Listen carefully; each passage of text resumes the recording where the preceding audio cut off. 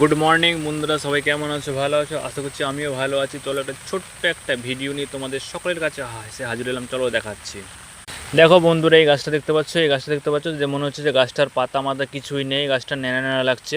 এটা করার কারণ কি বন্ধুরা? ঠিক আছে, এটা করার কারণ হচ্ছে বন্ধুরা, যখন এই দেখো সাইডে একটা গাছ দেখো, এটা দেখো এই গাছটা, বা এই গাছটা দেখতে সুন্দর লাগছে, ভরা ভরা গাছ লাগছে, তাহলে এই গাছটা এরকম লাগছে কেন? বা এই গাছটা করার পিছনে কারণ কি বন্ধুরা? এই গাছটা করার পিছনে কারণ হচ্ছে এই গাছটা দেখো নতুন ডালপালা এই দেখো ছাড়ছে, এই যে ছাড়ছে, বা এই নিচে থেকে ছাড়বে, বা এখান থেকে ছাড়বে। তাহলে এই এই যে ব্রাঞ্চগুলো নতুন করে যে ছাড়বে, ঠিক আছে, ছেড়ে যে পুষ্ট হবে, বড় হবে, ভালো ঝাড় হবে বা মোটা হবে, তার জন্য কি তাকে জায়গা দিতে হবে। ঠিক আছে, যেমন এই যে এর দেখো এই ব্রাঞ্চগুলো ঠেলবে, তো তাহলে এগুলো জায়গা সাইডে আছে, ঠিক আছে। আর এর দেখো বর্তমানে এর দেখো পাতাতে পাতাতে আটকে আছে, ঠিক আছে। তাহলে এই বাড়বে কী করে? সরু লেখ হয়ে যাবে, ঠিক আছে। তাহলে কী করতে হবে বন্ধুরা? এই ব্রাঞ্চগুলোকে পুরো কেটে ফেলে দিতে হবে আপাতত, মানে পুরনো পাতাগুলো, ঠিক আছে বন্ধুরা। তাহলে এই দেখো এইভাবে কেটে ফেলে দিলে তো এই ব্রাঞ্চগুলো নতুন ঠেলবে, ঠিক আছে। এই ব্রাঞ্চগুলো এভাবে কেটে ফেলে দেবে বন্ধুরা, ঠিক আছে।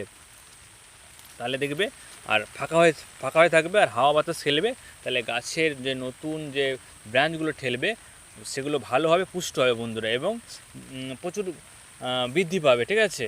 নাহলে রোগাটে খ্যানখ্যানে হয়ে থাকবে, গাছ ভালো হবে না, ঠিক আছে বন্ধুরা। এইভাবে করো তো গাছ প্রচুর প্রচুর ভালো হবে, প্রচুর প্রচুর ফুল দেবে বন্ধুরা। আমার এই ভিডিওটা তোমাদের যদি ভালো লেগে থাকে তাহলে অতি অবশ্যই লাইক করবে, শেয়ার করবে, আর যদি তোমরা আমার চ্যানেলে নতুন হয়ে থাকো তাহলে সাবস্ক্রাইব করে দেবে বন্ধুরা।